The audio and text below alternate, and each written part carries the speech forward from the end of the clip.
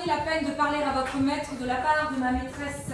Dites-lui qu'actuellement, elle achève une lettre qu'elle voudrait bien qu'il envoie à Paris porter avec les siennes, entendez-vous? Adieu. Serviteur. On dirait qu'elle ne se soucie point de moi, je pourrais donc me confier à elle. Mais la voilà qui s'arrête. Il ne me retient point, c'est bon signe. Allez donc. Il n'y a rien qui presse. Monsieur a plusieurs lettres à écrire. À peine commence-t-il la première, ainsi soyez tranquille. Mais il serait bon de le prévenir. De crainte. Je n'en irai pas un moment plus tôt, je sais mon compte. Oh, je reste donc pour prendre mes mesures, suivant le temps qu'il vous plaira de prendre pour vous déterminer. Nous y voilà. Je me doutais bien que je ne lui étais pas indifférent, cela était trop difficile. De conversation, il ne faut pas en attendre, je vous en avertis, je m'appelle Frontin le Taciturne. Bien vous en prends car je suis muette. Coiffé comme vous l'êtes, vous aurez de la peine à me le persuader. Je me tais cependant. Oui, vous vous taisez en parlant. Ce garçon-là de même point, je puis me fier à lui. Tenez, je vous vois venir, abrégeons, comment me trouvez-vous? Moi? Je ne vous trouve rien. Je dis, que pensez-vous de ma figure? De votre figure? Mais est-ce que vous en avez une? Je ne la voyais pas. Auriez-vous par hasard dans l'idée que je songe à vous? Ah, c'est que ces accidents-là me sont si familiers. Vous pouvez vous vanter que vous êtes pour moi tout comme si vous n'étiez pas au monde. Et moi? Comment me trouvez-vous à mon tour? Vous venez de me voler ma réponse. Tout de bon? Vous êtes jolie, dit-on. Le bruit en cours. Sans ce bruit-là, je n'en saurais pas le moindre mot. Grand merci, vous êtes mon homme, voilà ce que je demandais. Vous me rassurez, mon mérite m'avait fait peur. On appelle cela avoir peur de son nom. Je voudrais pourtant de votre part quelque chose de plus sûr que l'indifférence. Il serait à souhaiter que vous aimassiez ailleurs. Monsieur le Fa, j'ai votre affaire. Dubois, que monsieur Dorant a laissé à Paris et auprès de qui vous n'êtes qu'un magot, a toute mon inclination. Prenez seulement garde à vous. Marton, l'incomparable Marton, car Aminte n'a pas amené avec elle, et devant qui toute soubrette et plus ou moins guenon est la souveraine de mon cœur. Qu'elle le garde. Grâce au ciel, nous voici en état de nous entendre pour rompre l'union de nos maîtres. Oui, ma fille, rompons, brisons, détruisons. C'est à quoi j'aspirais. Ils s'imaginent sympathiser ensemble à cause de leur prétendu caractère de sincérité. Pourrais-tu me dire au juste le caractère de ta maîtresse? Il y a bien des choses dans ce portrait-là.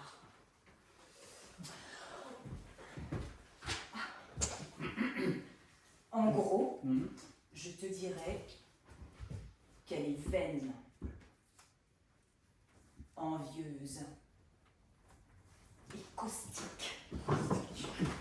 Elle est sans quartier sur vos défauts, vous garde le secret sur vos bonnes qualités, impitoyablement muette à cet égard, et muette de mauvaise humeur, fière de son caractère sec et formidable qu'elle appelle austérité de raison. Elle épargne volontiers ceux qui tremblent sous elle et se contente de les entretenir dans la crainte. Assez sensible à l'amitié, pourvu qu'elle y prime, il faut que son amie soit sa sujette et jouisse avec respect de ses bonnes grâces. C'est vous qui l'aimez, c'est elle qui vous le permet. Vous êtes à elle, vous la servez, et elle vous voit faire. Généreuse d'ailleurs, noble dans ses façons, sans son esprit qui la rend méchante, elle aurait le meilleur cœur du monde. Vos louanges la chagrinent, dit-elle, mais c'est comme si elle vous disait, louez-moi encore du chagrin qu'elle me fait. L'espiègle. Quant à moi, j'ai là-dessus une petite manière qui l'enchante. C'est que je la loue brusquement, du ton dont on querelle. Je boude en la louant, comme si je la grondais d'être louable. Et voilà surtout l'espèce d'éloge qu'elle aime, parce qu'ils n'ont pas l'air flatteurs, et que sa vanité hypocrite peut les savourer sans indécence. C'est moi qui la ajuste et qui la coiffe. Dans les premiers jours, je tâchais de faire de mon mieux. Je déployais tout mon savoir-faire. Eh, mais Lisette, finissez donc, me disait-elle. Tu y regardes de trop près, tes scrupules m'ennuient. Moi, j'ai eu la bêtise de la prendre au mot. Je n'y fis plus tant de façons, je l'expédie un peu aux dépens des grâces. Ce n'était pas là son compte. Aussi me brusquait-elle. Je la trouvais aigre, acariâtre. Que vous êtes gauche, laissez-moi, vous ne savez ce que vous faites. Ouais, dis-je, d'où cela vient-il? Je le devinais. C'est que c'était une coquette qui voulait l'être sans que je le susse et qui prétendait que je le fusse pour elle. Son intention, ne vous déplaise, était que je fisse violence à la profonde indifférence qu'elle affectait là-dessus. Il fallait que je servisse sa coquetterie sans la connaître, que je prisse cette coquetterie sur mon compte et que madame eut tout le bénéfice des friponneries de mon art sans qu'il y eût de sa faute. Ah, le bon petit caractère pour nos dessins. Et ton maître? Oh, ce n'est pas de même. Il dit ce qu'il pense de tout le monde, mais il n'en veut à personne. Ce n'est pas par malice qu'il est sincère, c'est qu'il a mis son affection à se distinguer par là. Si, pour paraître franc, il fallait mentir, on mentirait. C'est un homme qui vous demanderait volontiers, non pas m'estimez-vous, mais êtes-vous étonné de moi?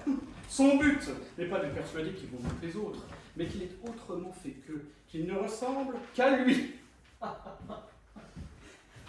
Ordinairement, vous fâchez les autres en leur disant leurs défauts. Vous le complétez, lui, parce que vous lui procurez le rare honneur d'en convenir. Aussi, personne ne dit-il tant de mal de lui que lui-même. Il n'en dit plus qu'il n'en sait. À son compte, il est si imprudent. Il a si peu de capacité, il est si borné, quelquefois si imbécile. Je l'ai entendu s'accuser d'être avare, lui qui est libéral, sur quoi on lève les épaules, et il triomphe.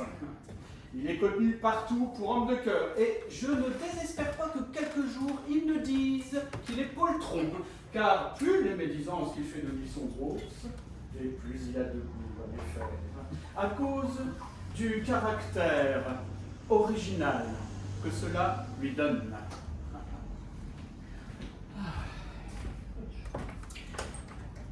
Voulez-vous qu'il parle de vous en meilleurs termes que de son ami? Brouillez-vous avec lui, la recette est sûre. Vanter son ami, cela est trop peuple, mais louer son ennemi, le porter au nu, voilà le beau. Je te l'achèverai par un trait. L'autre jour, un homme contre qui il avait un procès presque sûr vint lui dire « Tenez, ne plaidons plus, jugez vous-même, je vous prends pour arbitre, je m'y engage. » Là-dessus, voilà mon homme qui s'allume de la vanité d'être extraordinaire. Le voilà qui pèse, qui prononce gravement contre lui, et qui perd son procès pour gagner la réputation de s'être condamné lui-même. Il fut 8 jours enivré du bruit que cela fit dans le monde. Ah ça, profitons de leur marotte pour les brouiller ensemble. Inventons s'il le faut. Mentons. Peut-être même nous en épargneront-ils la peine. Oh, je ne me soucie pas de cette épargne-là. Je m'en fort aisément, ça ne me coûte rien. C'est-à-dire que vous êtes né menteur. Chacun a ses talents.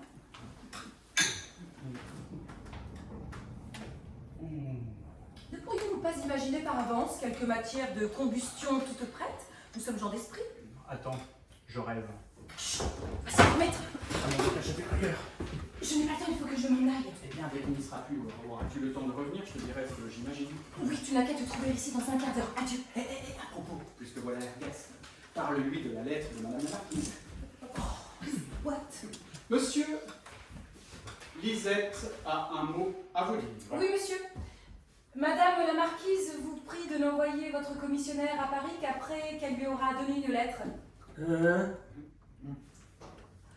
Je vous dis qu'elle vous prie de n'envoyer votre messager qu'après qu'il aura reçu une lettre d'elle. Qu'est-ce qu'il me prie? C'est Madame la Marquise. Oui, j'entends. Oh. À la bonne heure. Haïssable homme. Conserve-lui ses bons sentiments, nous offrons quelque chose.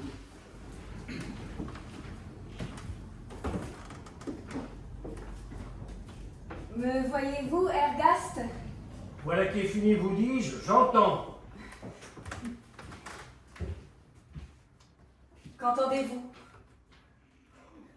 Oh, je vous demande pardon, madame, je croyais parler à Lisette. Je venais à mon tour rêver dans cette salle. J'y étais à peu près dans le même dessin. Souhaitez-vous que je vous laisse seule et que je passe sur la terrasse? Cela m'est indifférent. Comme il vous plaira. Toujours de la sincérité. Mais avant que je vous quitte, dites-moi, je vous prie, à quoi vous rêvez tant? Serait-ce à moi par hasard? Non, madame. Est-ce à la marquise? Oui, madame. Vous l'aimez donc? Beaucoup. Et le sait-elle? Pas encore, j'ai différé jusqu'ici de le lui dire. Ergast, entre nous, je serais assez fondée à vous appeler infidèle. Moi, madame? Vous-même, il est certain que vous m'aimiez avant que de venir ici. Vous m'excuserez, madame? J'avoue que vous ne me l'avez pas dit. Mais vous avez eu des empressements pour moi, ils étaient même fort vifs. Cela est vrai. Et si je ne vous avais pas amené chez la marquise, vous m'aimeriez actuellement. Je crois que la chose était immanquable. Je ne vous blâme point. Je n'ai rien à disputer à la marquise. Elle l'emporte en tout sur moi. Oh, je ne dis pas cela, votre figure ne le cède pas à la sienne. Trouvez-vous plus d'esprit qu'à moi? Non, vous en avez pour le moins autant qu'elle. En quoi me la préférez-vous donc? Ne m'en faites point mystère. C'est que si elle vient à m'aimer, je m'en fierai plus à ce qu'elle me dira qu'à ce que vous m'auriez dit. Comment? Me croyez-vous fausse? Non, mais vous êtes aussi gracieuse, aussi polie. Eh bien, est-ce un défaut? Oui, car votre douceur naturelle et votre politesse m'auraient trompé. Elle ressemble à de l'inclination. Et je n'ai pas cette politesse et cet air de douceur avec tout le monde. Mais il n'est plus question du passé. Voici la marquise, ma présence où j'aimerais, et je vous laisse. Je suis assez content de tout ce qu'elle m'a dit. Elle m'a parlé assez humainement. Ah, vous voici, Ergast. Je n'en puis plus. J'ai le cœur affadi des douceurs d'odorantes que je quitte. Je me mourais déjà des sots discours de 5 ou 6 personnes avec qui je sortais et qui me sont venues boire. Vous êtes bien heureux de ne vous y être pas trouvé. La seule chose que l'humanité, qu'elle est ridicule, que de vanité, que de duperie, que de petitesse. Et tout cela, faute de sincérité de part et d'autre. Si les hommes voulaient se parler, franchement, si l'on n'était point applaudi quand on s'en fait à croire, insensiblement l'amour-propre se remettrait d'être impertinent et chacun n'oserait plus s'évaluer que ce qu'il vaut. Mais depuis que je vis, je n'ai encore vu qu'un homme vrai. Et en fait de femme, je n'en connais point de cette espèce. Et moi, j'en connais une. Ne devinez-vous point qui c'est? Non, je n'y suis point. Parle! C'est vous, marquise. Où voulez-vous que je la prenne ailleurs? Eh bien, vous êtes l'homme dont je vous parle. Aussi m'avez-vous prévenu d'une estime pour vous, d'une estime. Quand je dis vous, c'est sans faire réflexion que vous êtes ici. Je vous le dis comme je le dirai à un autre, je vous le raconte. Comme de mon côté, je vous cite sans vous voir. C'est un étranger à qui je parle. Oui, vous m'avez surpris, marquise. Ne m'attendez pas à un caractère comme le vôtre. Quoi? Dire inflexiblement la vérité, la dire à vos amis même. Quoi? Voir qu'il ne vous échappe jamais un mot à votre avantage. Et mais vous qui parlez, faites-vous autre chose que de vous critiquer sans cesse?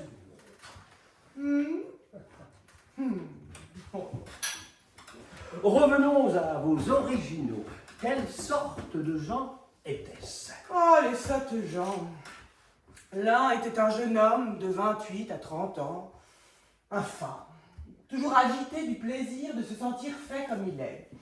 Il ne saurait s'accoutumer à lui. Aussi, sa petite âme n'a-t-elle qu'une fonction. C'est de promener son corps comme la merveille de nos jours. C'est d'aller toujours disant « Voyez mon enveloppe, voilà l'attrait de tous les cœurs, voilà la terreur des maris et des amants, voilà l'écueil de toutes les sagesses. » On a réussi de créature. Imaginez-vous qu'il n'a précisément qu'un objet dans la pensée. C'est de se montrer. Quand il rit, quand il s'étonne, quand il vous approuve, c'est qu'il se montre. C'était-il? Change-t-il de contenance? Se tient-il sérieux? Ce n'est rien de tout cela qu'il veut faire. C'est qu'il se montre. C'est qu'il vous dit, regardez-moi. Remarquez mes gestes et mes attitudes. Voyez mes grâces dans tout ce que je fais, dans tout ce que je dis. Voyez mon air fin, mon air leste, mon air cavalier, mon air dissipé. En voulez-vous du vif, du fripon, de l'agréablement étourdi? En voilà. Il dirait volontiers à tous les amants, n'est-il pas vrai que ma figure vous chicane? Alors, maîtresse, où en serait votre fidélité si je voulais? À l'indifférente, vous n'y tenez point, je vous réveille, n'est-ce pas? À la prude, vous me lorgnez d'en dessous. À la vertueuse, vous résistez à la tentation de me regarder. À la jeune fille, avouez que votre cœur est ému. Il n'y a pas jusqu'à la personnage et qui, à ce qu'il croit, dit en elle-même en le voyant, quel dommage que je ne suis plus jeune. Oh, je voudrais bien que le personnage vous entendît. Il sentirait que je n'exagère pas d'un mot. Il a parlé d'un mariage qui a pensé se conclure pour lui, et que 3 ou 4 femmes jalouses, désespérées et méchantes ont trouvé sourdement le secret de faire manquer. Cependant, il ne sait pas encore ce qui arrivera. Il n'y a que les parents de la fille qui se soient dédits, mais elle n'est pas de leur avis. Il sait de bonne part qu'elle est triste, qu'elle est changée. Il est même question de pleurs. Elle ne l'a pourtant vue que 2 fois. Et ce que je vous dis là, je vous le rends un peu plus clairement qu'il ne l'a compté. Un phare se doute toujours un peu qu'il est. Et comme il a peur qu'on ne s'en doute aussi, il biaise. Il est fa le plus modestement qu'il lui est possible. Et c'est justement cette modestie-là qui rend sa fatuité sensible. Vous avez raison. À côté de lui était une nouvelle mariée d'environ 30 ans, de ces visages d'un blanc fade et qui font une physionomie longue et sotte. Et cette nouvelle épousée, telle que je vous la dépeins, avec ce visage qui, à 10 ans, était antique, prenait des airs enfantins dans la conversation. Vous eussiez dit d'une petite fille qui vient de sortir de 2 soulettes de père et de mère. Figurez-vous qu'elle est toute étonnée de la nouveauté de son état. Elle n'a point de contenance assurée. Ses innocents appas sont encore tout confus de son aventure.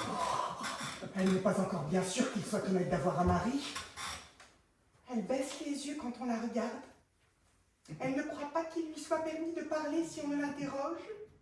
Elle me faisait toujours une inclination de tête en me répondant, comme si elle m'avait remercié de la bonté que j'avais de faire comparaison avec une personne de son âge. Elle me traitait comme une mère, moi qui suis plus jeune qu'elle. Il est vrai que si elle a 30 ans, elle est à peu près votre aînée de 2. De près de 3, s'il vous plaît. Est-ce là tout? Non, car il faut que je me venge de tout l'ennui que m'ont donné ces originaux. Vis-à-vis de la petite fille de 30 ans, était une assez grosse et grande femme de 50 à 55 ans, qui nous étalait glorieusement son embonpoint et qui prend l'épaisseur de ses charmes pour de la beauté. Elle est veuve, fort riche, et il y avait auprès d'elle un jeune homme, un cadet qui n'a rien et qui s'épuise en platitude pour lui faire sa cour. On a parlé du dernier bal de l'opéra. J'y étais, a-t-elle dit, et j'y trompais mes meilleurs amis. Ils ne me reconnurent point. Vous, madame, a-t-il repris? Vous n'êtes pas reconnaissable. Ah, je vous en défie, je vous reconnais du premier coup d'œil à votre air de tête.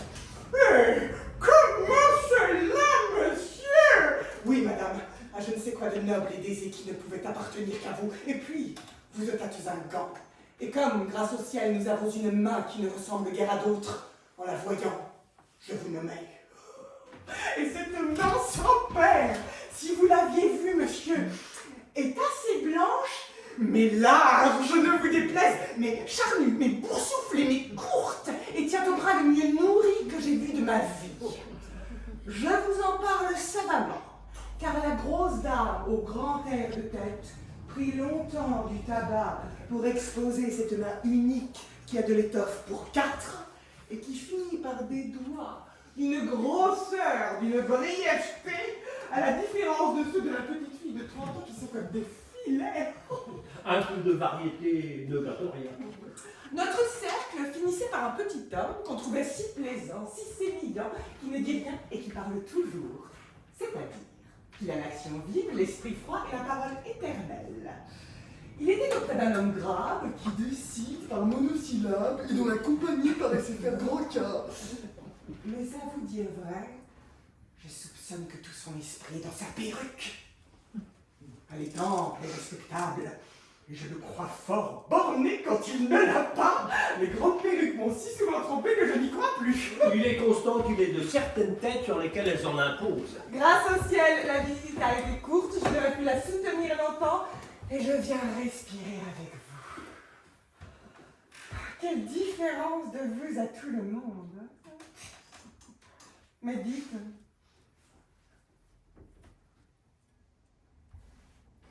sérieusement, vous êtes donc un peu content de moi? Plus que je ne puis dire. Prenez garde car je vous croise à la lettre. Vous répondez de ma raison là-dessus, je vous l'abandonne. Prenez garde aussi de m'estimer trop. Vous, Ergast, vous êtes un homme admirable. Vous me diriez que je suis parfaite, que je n'en appellerai pas. Je ne parle pas de la figure, entendez-vous? De celle-là, vous vous en passeriez bien. Vous l'avez de trop. Je l'ai de trop. Avec quelle simplicité il s'exprime. Vous me charmez, Ergast. Vous me charmez.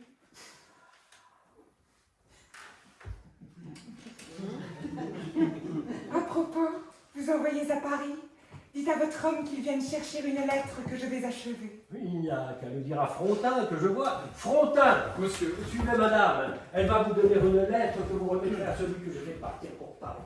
il est lui-même chez madame qui attend la lettre. Il l'aura dans un moment. On s'aperçoit Torrent qui se promène là-bas et je me sauve. Et moi, je vais faire des paquets. Ils me paraissent bien satisfaits tous deux. N'importe. Cela ne saurait durer. Me voilà revenu. Qu'as-tu imaginé?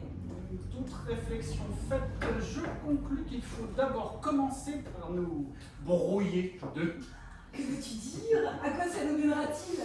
J'en sais encore rien, je ne saurais t'expliquer mon projet, j'aurais de la peine à me l'expliquer à moi-même.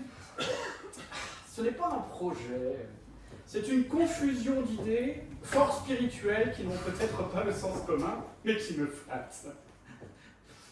Pour le moment, je n'y vois goutte, je verrai clair à mesure. Et j'aperçois pourtant en perspective des discordes, des querelles, des dépits, des explications et des rancunes. Tu m'accuseras, je t'accuserai, on se plaindra de nous, tu auras mal parlé, je n'aurai pas dit mieux. Tu n'y comprends rien. La chose est obscure, j'essaie, je hasarde, je te conduirai et tout ira bien. M'entends-tu un peu? Belle demande, fais-ce clair. Mais voici nos gens qui arrivent. Tu sais le rôle que je t'ai donné, obéis, j'aurai soin du reste. Ah, c'est vous, Lisette. Nous avions cru qu'Ergast et la marquise se promenaient ici. Non, madame. Mais nous parlions d'eux à votre profit. À mon profit. Et que peut-on faire pour moi? La marquise est à la veille d'épouser Ergast, il y a du moins lieu de le croire, à l'empressement qu'ils ont l'un pour l'autre. Oh, point du tout. Nous venons tout à l'heure de rompre ce mariage, Lisette et moi, dans notre petit conseil. Sur ce qui est là, vous ne vous aimez donc pas, vous autres?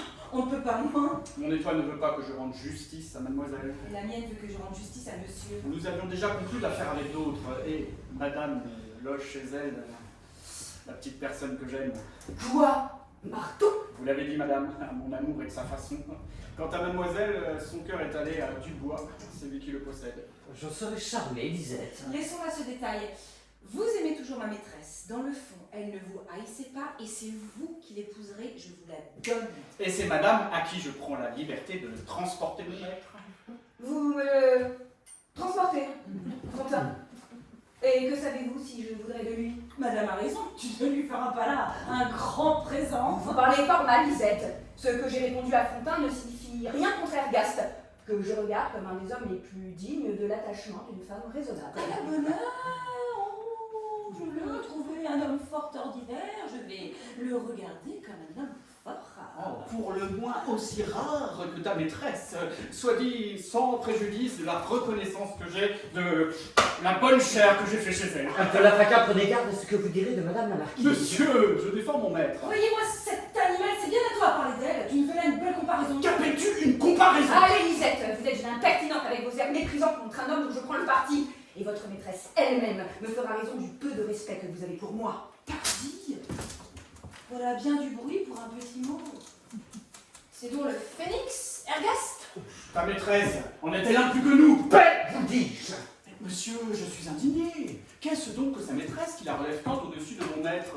On sait bien qu'elle est aimable, mais il y en a encore de plus belles, quand ce ne serait que madame. Madame n'a que faire là-dedans, Naro. Et je te donnerai 100 coups de bâton sur la considération que j'ai pour ton maître. C'est donc, Dorante, il me semble que tu cries. Est-ce que c'est ce coquin-là qui te fâche? Putain, insolent. Donc, malheureux. Monsieur, si l'insincérité loge quelque part, c'est dans votre cœur. Parlez. La plus belle femme du monde, est-ce la marquise? Non, mais qu'est-ce que c'est que cette mauvaise plaisanterie-là? Du tort. La marquise est aimable, mais non pas belle. Comme un ange. Sans aller plus loin, madame, elle est très plus régulière qu'elle. J'ai prononcé de même sur ces deux articles, et monsieur s'emporte. Il dit que sans vous, la dispute finirait sur mes épaules. Je vous laisse mon bon droit à soutenir, et je me retire, avec votre suffrage. Pourquoi, Dorante? C'est là ce qui t'irrite. Oh, mais à quoi songes-tu donc? Je suis persuadé que la marquise elle-même n'a que faire de beauté. Elle n'a pas besoin de cela pour être aimée. Quoi qu'il en soit, nous sommes amis. L'opiniâtreté de cet impudent m'a choqué. Et j'espère que tu voudras bien t'en défaire. Et s'il le faut, je t'en ferai prier par la marquise sans lui dire ce dont il s'agit. Je te demande grâce pour lui et je suis persuadé que la marquise te la demandera elle-même. Ah, au reste, je suis venu pour savoir si vous n'avez rien à mander à Paris où j'envoie un de mes gens qui va partir. Peut-il vous être utile? Je le chargerai d'un petit billet, si vous le voulez bien. Allons, madame, vous le remettrez à moi. Hey, où allez-vous donc tous deux? Madame doit me remettre un billet pour Paris et je reviens ici dans le monde.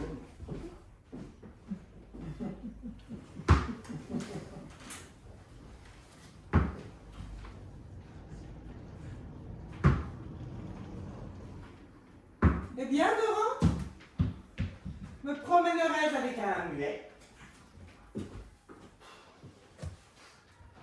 Non, la triste situation nommait votre indifférence pour moi. Je n'ai rien à dire et je ne sais que soupirer. Une triste situation et des soupirs. Oh, que tout cela est triste, que vous êtes à plaindre.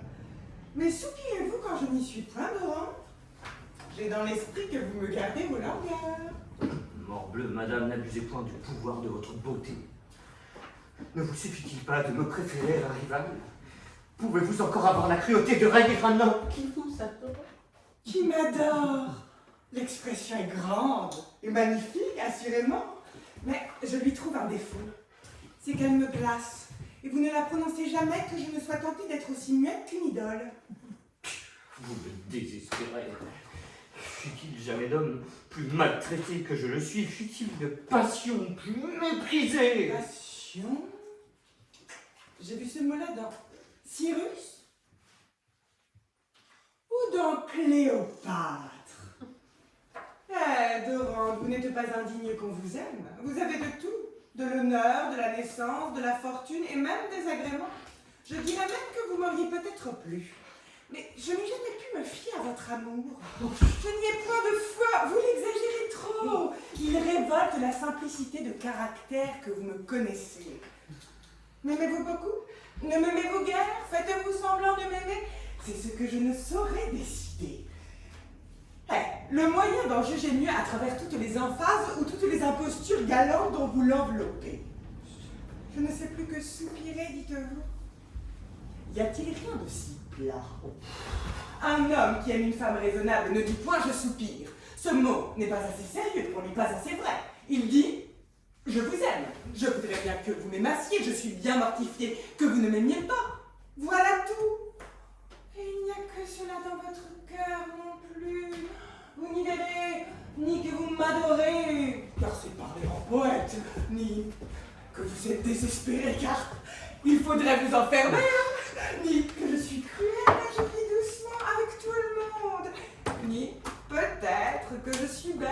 Quoique à tout prendre, il se pourrait que je la fusse. Et je demanderai à Ergast ce qui en est. Je compterai sur ce qu'il me dira. Il est sincère. C'est par là que je l'estime et vous me rebutez par le contraire. Vous me poussez à bout.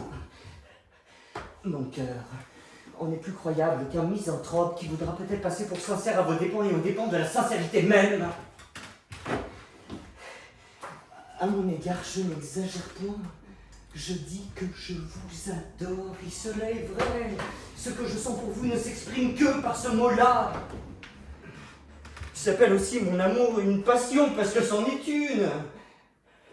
Je dis que votre raillerie me désespère, et je ne dis rien de trop.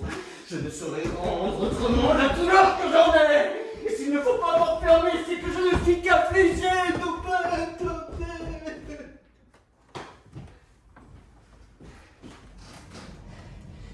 Il est encore vrai que je soupire et que je meurs d'être méprisé. Oui, je m'en meurs. Oui, vos railleries sont cruelles, elles me pénètrent le cœur et je le dirai toujours. Allez, voilà. Voici Ergast, cet homme si sincère, et je me retire. Jouissez à loisir de la froide et orgueilleuse tranquillité avec laquelle il vous aime. Il en faut convenir. Ces dernières fictions-ci sont assez pathétiques. Je suis charmé de vous trouver seule, marquise. Je ne m'y attendais pas. Je viens d'écrire à mon frère à Paris. Savez-vous ce que je lui demande? Ce que je ne vous ai pas encore dit à vous-même? Quoi donc? Que je vous aime. Je le savais. Je m'en étais aperçu. Ce n'est pas là tout. Je lui marque encore une chose. Qui est? Que je croyais ne pas vous déplaire. Toutes vos nouvelles sont donc vraies. Je vous reconnais à cette parole franche. Si c'était le contraire, je vous le dirais tout aussi unanimement. À ma première lettre, si vous voulez, je m'en aurai tout net que je vous épouserai bientôt. Mais apparemment... Et comme on peut se marier à la campagne, je pourrais même me demander que c'en est fait. Attendez, laissez-moi respirer. En vérité, vous allez si vite que je me suis cru mariée. C'est que ce sont de ces choses qui vont tout de suite quand on sait. Sans difficulté, mais dites-moi, Ergast, vous êtes homme vrai. Qu'est-ce que c'est que votre amour? Car je veux être véritablement aimé. Vous avez raison. Aussi, vous aimais-je de tout mon cœur. Je vous crois. N'avez-vous jamais rien aimé plus que moi? Non, dame d'honneur.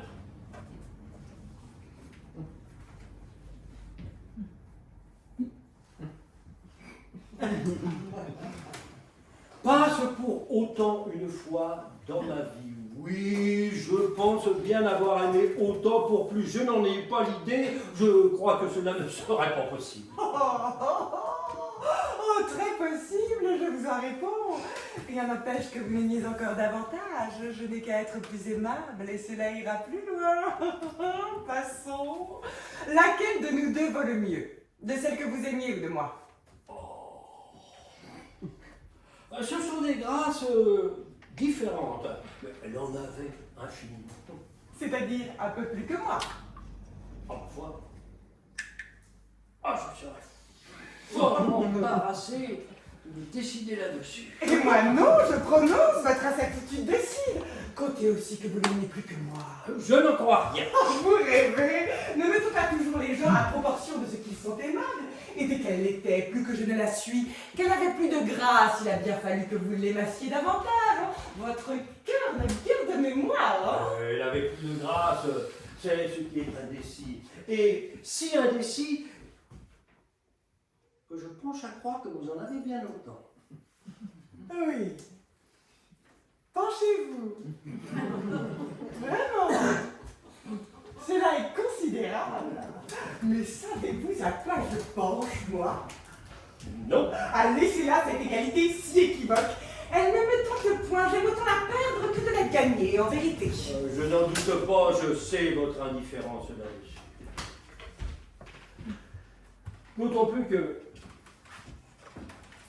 si cette égalité n'y est pas, ce sera de tout peu de choses. Encore, et je vous dis que je n'en veux point, que j'y renonce. À quoi sert d'éplucher ce qu'elle a de plus, ce que j'ai de moins? Ne vous travaillez plus à nous évaluer. Mettez-vous l'esprit En repos, je lui cède. J'en ferai un astre, si vous voulez. Votre badinage me charme. Il en sera donc ce qui vous plaira. L'essentiel est que je vous aime autant que je l'aimais.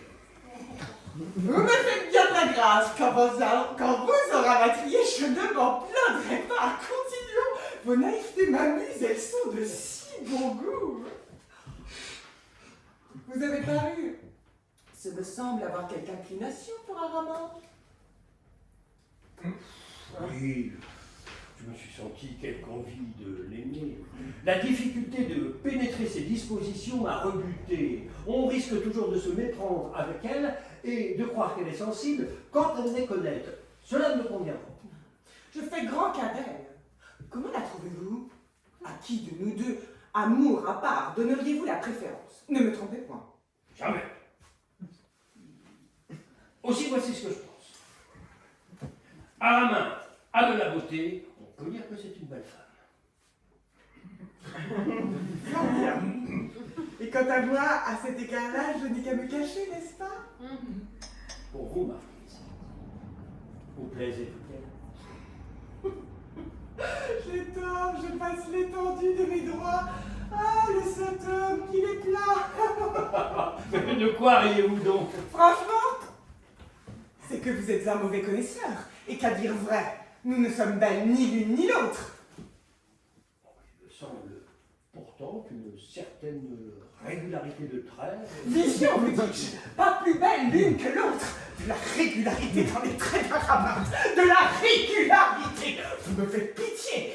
Et si je vous disais qu'il y a mille gens qui trouvent quelque chose de baroque dans son air? Baroque à Araminte? Oui, monsieur, du baroque, mais aussi à coutume, et voilà tout. Et quand je vous accorde que nous n'avons pas plus de beauté l'une que l'autre, c'est que je ne me soucie guère de me faire tort. Mais croyez que tout le monde la trouvera encore plus éloignée d'être belle que moi. Tout effroyable que vous me faites. Oh, moi, je vous fais effroyable. Mais il faut bien dès que je suis au-dessous d'elle. J'ai dit que votre partage était de plaire plus qu'elle. Soit, je plais davantage, mais je commence à faire peur. Je puis me tromper. Ça m'arrive souvent. Je réponds de la sincérité de mes sentiments, je n'en garantis pas la justesse. À la bonne heure, mais quand on a le goût faux, c'est une triste qualité que d'être sincère. Le plus grand défaut de ma sincérité, c'est qu'elle est trop forte. Je ne vous écoute pas, vous voyez de travers. Ainsi, changeons de discours et laissons-la à Araminte. Ce n'est pas la peine de vous demander ce que vous pensiez de la différence de nos esprits, vous ne savez pas juger. Quant à vos esprits, le vôtre me paraît bien vif, bien sensible, bien délicat. Vous biaisez ici, c'est vain et emporté que vous voulez dire. Mais que vient faire ici Lisette? À qui en voulez-vous? Monsieur, madame. Monsieur, je viens vous avertir d'une chose. Vous savez que tantôt, Frontin a osé dire à Dorante même qu'Araminte était beaucoup plus belle que ma maîtresse. Quoi? Qu'est-ce donc, Lisette? Est-ce que nos beautés ont déjà été débattues? Oui, madame, et Frontin vous mettez bien en dessous d'Araminte. Elle présente et moi aussi. Elle présente. Qui répondait? Qui laissait dire? Eh, mais conte-moi de cela, comment? Je suis en procès sur d'aussi grands intérêts et je n'en savais rien et bien. Ce que je veux apprendre à monsieur, c'est que Frontin dit qu'il est arrivé dans le temps que Dorante se fâchait, s'emportait contre lui en faveur de madame. Il s'emportait, dis-tu? Toujours en présence d'Araminte. Oui, madame. Sur quoi Frontin dit donc que vous êtes arrivé, monsieur, que vous avez demandé à Dorante de quoi elle se plaignait, et que l'ayant su, vous auriez extrêmement loué son avis. Je dis l'avis de Frontin, que vous y avez applaudi et déclaré que Dorante était un flatteur où y voyait goutte. Voilà ce que s'est effronté le public. Et j'ai cru qu'il était à propos de venir vous avertir d'un discours qui ne vous ferait pas honneur et qui ne convient ni à vous ni à madame. Le rapport de Frontin est-il exact, monsieur? C'est un sot qui parle trop. Il est faux que je l'ai applaudi ou loué, mais comme il ne s'agissait que de beauté qu'on ne saurait contester à Araminte, je me suis contenté de dire froidement que je ne voyais pas qu'il eût tort. Il est vrai que ce n'est pas là à applaudir. Et sans Ce doute. n'est que confirmer, qu'appuyer la chose, toujours devant Araminte. Mais oui, je me suis même contenté d'ajouter par une estime particulière pour vous que vous seriez de mon avis vous-même. Ah, vous m'excuserez. Voilà où l'oracle s'est trop avancé. Je ne justifierai point votre estime, j'en suis fâchée. Mais je connais Araminte et je n'irai point confirmer aussi une décision qui lui tournerait la tête, car elle est si sotte. Je gage qu'elle vous aura cru et il n'y aurait plus moyen de vivre avec elle. Laissez-nous, Lisette. Monsieur, vous m'avez rendu compte de votre cœur. Il est juste que je vous rende compte du mien. Voyons. Ma première inclination a d'abord été mon mari, qui valait mieux que vous, Ergaste, soit dit sans rien diminuer de l'estime que vous méritez.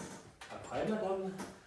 Depuis sa mort, je me suis sentie, il y a 2 ans, en quelque sorte de penchant pour un étranger qui demeura peu de temps à Paris, que je refusais de voir et que je perdis de vue, homme à peu près de votre taille, ni mieux ni plus mal fait, de ses figure passable, peut-être un peu plus rempli, un peu moins fluette, un peu moins décharné que la vôtre. Fort bien. Et de Dorante, que me direz-vous, madame? Il est plus doux, plus complaisant, qu'il a la mine un peu plus distinguée et qu'il pense plus modestement de lui que vous, mais que vous plaisez davantage. J'ai tort aussi, très tort. Mais ce qui me surprend, c'est qu'une figure aussi chétive, qu'un homme aussi désagréable, aussi revêche, aussi sottement infatué de lui-même, ait pu gagner votre cœur. Est-ce que nos cœurs ont de la raison? Il entre tant de caprices dans les inclinations. Il vous en a fallu un des plus déterminés pour pouvoir m'aimer avec de si terribles défauts, qui sont peut-être vrais, dont je vous suis obligé de m'avertir, mais que je ne savais guère. Savais-je, moi, que j'étais vaine, laide et mutine? Vous me l'apprenez, je vous rends instruction pour instruction. Je tâcherai d'en profiter. Tout ce que je crains, c'est qu'un homme qui vaut si peu ne vous rebute. Dès que vous pardonnez à mes désagréments, il est juste que je pardonne à la petitesse de votre mérite. Vous me rassurez. Personne ne viendra-t-il me délivrer de lui? Quelle heure est-il? Je crois qu'il est tard.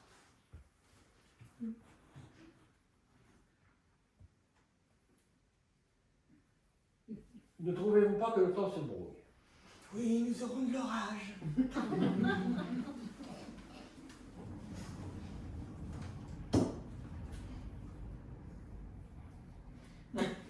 Je suis d'avis de vous laisser, vous me paraissez rêver. Non, c'est que je m'ennuie. Ma sincérité ne vous choquera pas. Non, je vous en remercie et je vous quitte. Je suis votre serviteur. Allez, monsieur. À propos, quand vous écrirez à votre frère, n'allez pas si vite sur les nouvelles de notre mariage. Mesdames, je ne m'en dirai plus rien.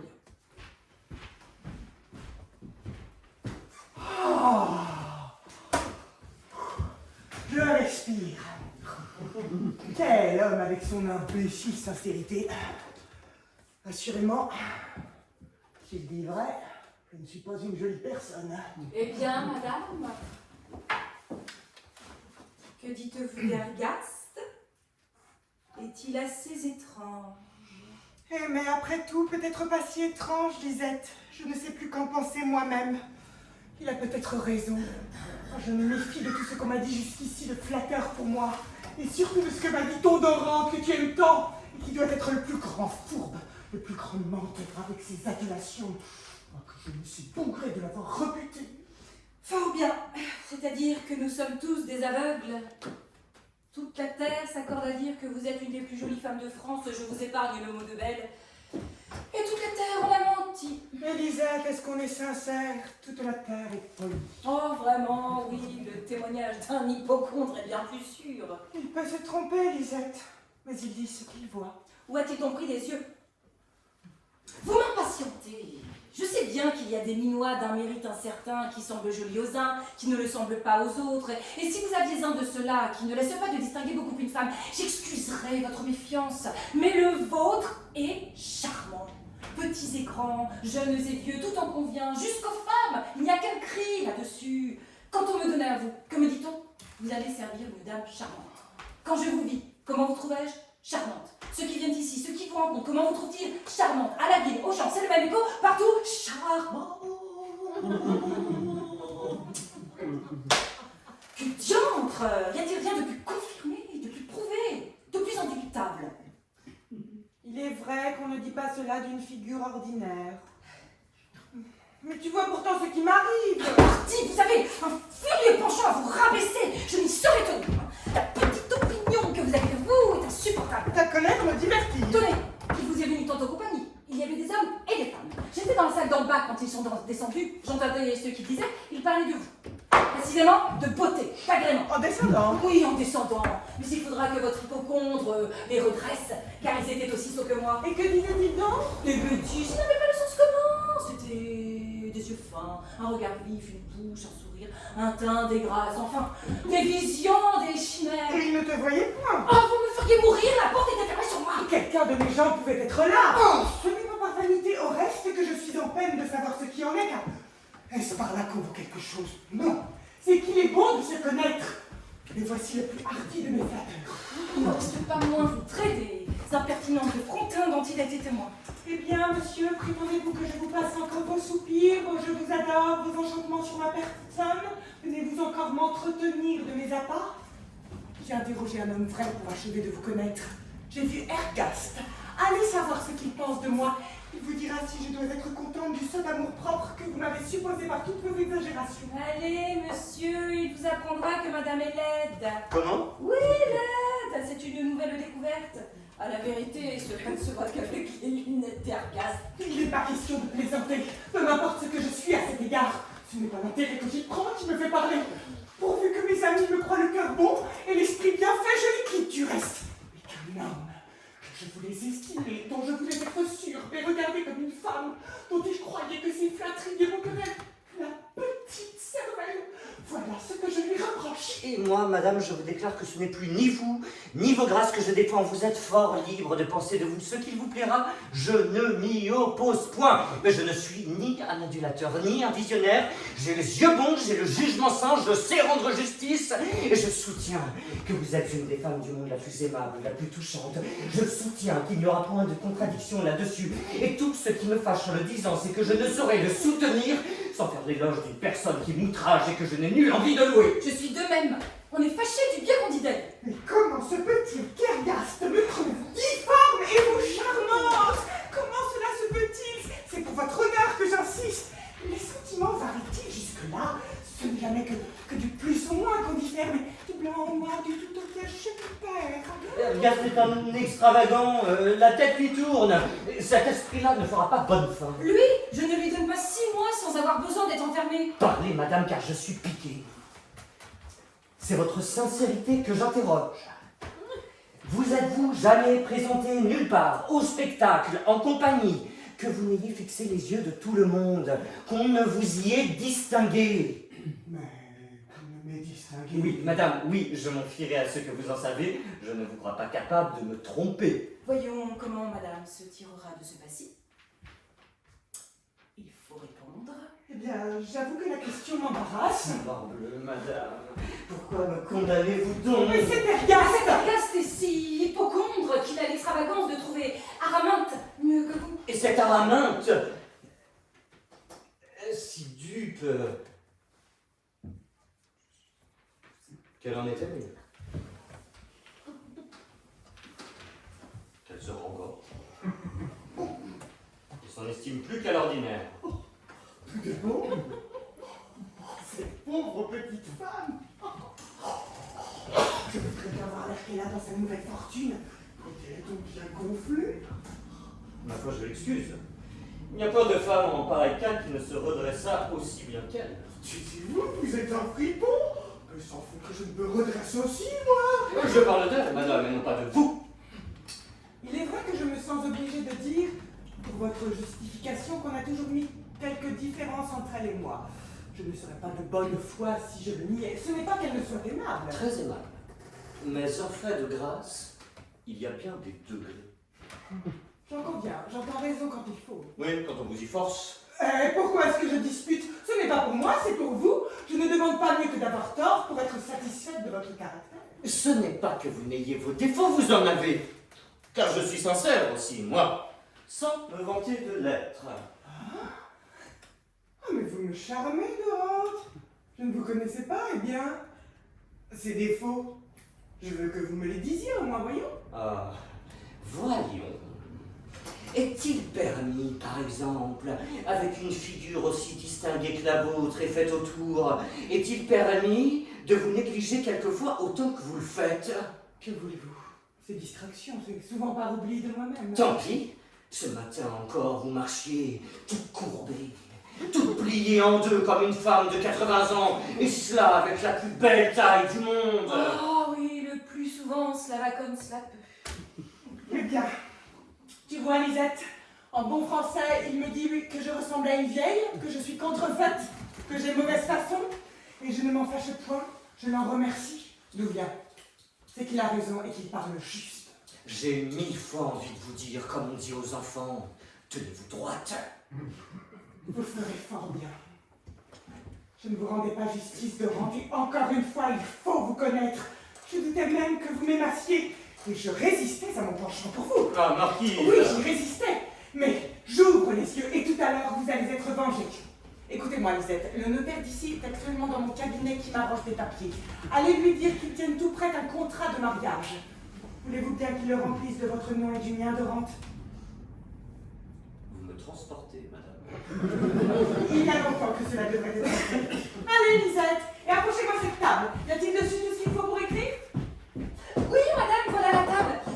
Je cours au notaire. N'est-ce pas Araminte que je vois? Que vient-elle nous dire? Marquise, je viens rire avec vous d'un discours sans jugement qu'un valet a tenu et dont je sais que vous êtes informé. Je vous dirais bien que je le désavoue, mais je pense qu'il n'en est pas besoin. Vous me faites apparemment la justice de croire que je me connais et que je sais à quoi m'en tenir sur pareille folie. De grâce, permettez-moi d'écrire un petit billet qui presse. Il n'interrompra point notre entretien. Que je ne vous gêne point.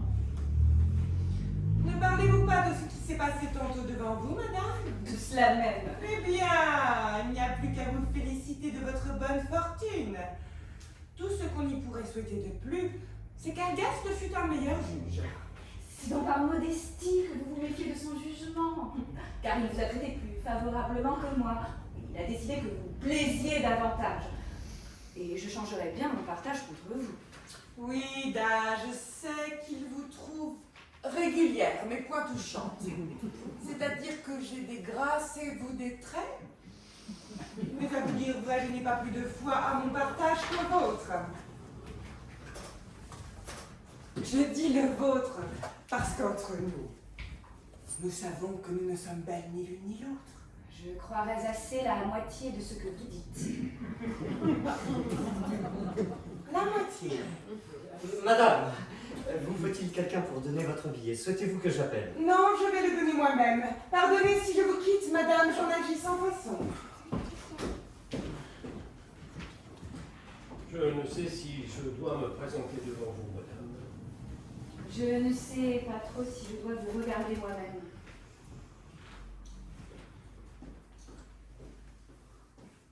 Mais d'où vient que vous hésitez? C'est que mon peu de mérite et ma mauvaise façon m'intimident, car je sais toutes mes vérités, on me les a dites. J'avoue que vous avez bien des défauts. Auriez-vous le courage de me les passer? Vous êtes un homme si particulier. D'accord. Un enfant sait mieux ce qu'il vaut, se connaît mieux que vous ne vous connaissez. Ah, que me voilà bien. Défiant sur le bien qu'on vous veut jusqu'en être ridicule. C'est que je ne mérite pas qu'on m'en veuille, Toujours concluant que vous déplaisez. et que je le déplairai toujours. Et par là, toujours ennemi de vous-même. Voici une preuve. Je gage que vous m'aimiez quand vous m'avez quitté. Cela n'est pas douteux. Oui. Oui. Oui. Oh, il m'a fallu une grande imbécilité pour le croire autrement. Et qui plus est, c'est que vous m'aimez encore. C'est que vous n'avez pas cessé d'un instant. Pas d'une minute. Tenez, monsieur, voilà ce qu'on vous envoie. De quelle part? De celle de ma maîtresse. Où est-elle donc? Dans son cabinet. D'où elle vous fait ses compliments. Dites-lui que je les lui rends dans la salle où je suis. Ouvrez, ouvrez.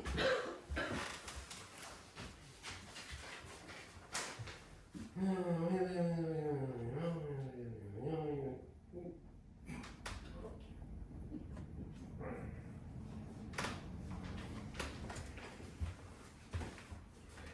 n'êtes pas au fait de mon caractère, je ne suis peut-être pas mieux au fait du vôtre.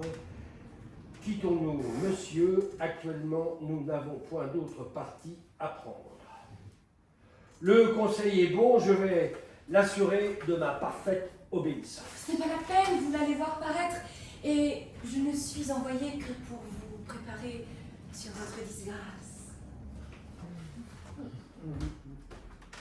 Madame, j'ai encore une chose à vous dire. Quoi donc? Je soupçonne que le notaire est là-dedans, qui passe un contrat de mariage. N'écrira-t-il rien en ma faveur? En votre faveur? Mais vous êtes bien hardi. Vous avez donc compté que je vous pardonnerai? Non, je ne mérite pas. Cela est vrai, et je ne vous aime plus.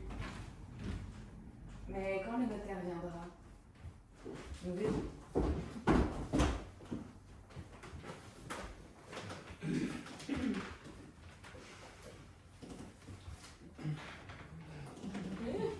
Ergaste, ce que je vais vous dire vous surprendra peut-être. C'est que je me marie. N'en serez-vous point fâché? Non, madame, mais avec qui? Ce que vous voyez vous le dit.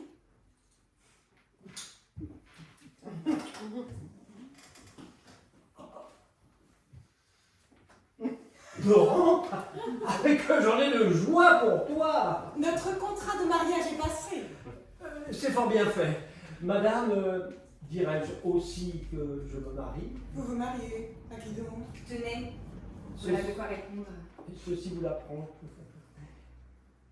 On me fait grâce, tout fluet que je suis. Ah, c'est Araminte que vous épousez. Notre contrat était presque passé avant le vôtre. Oui, c'est madame que j'aime, que j'aimais et que j'ai toujours aimé, qui plus est. La comique aventure. Je ne vous aimais pas non plus, Ergaste. Je ne vous aimais pas. Je me trompais, tout mon penchant était pour Dorante. Et tout mon cœur ne sera jamais qu'à vous. Et vous serez toujours le mien. Nous avons pris un plaisant détour pour arriver là. Allons, belle Araminte, passons dans mon cabinet pour signer et ne songeons qu'à nous réjouir. Enfin, nous voilà délivrés l'un de l'autre. J'ai envie de t'embrasser de joie. Non, cela serait trop fort pour moi. Mais je te permets de baiser ma main pendant que je détourne la tête. Non, voilà mon transport passé et je te salue en détournant la mienne.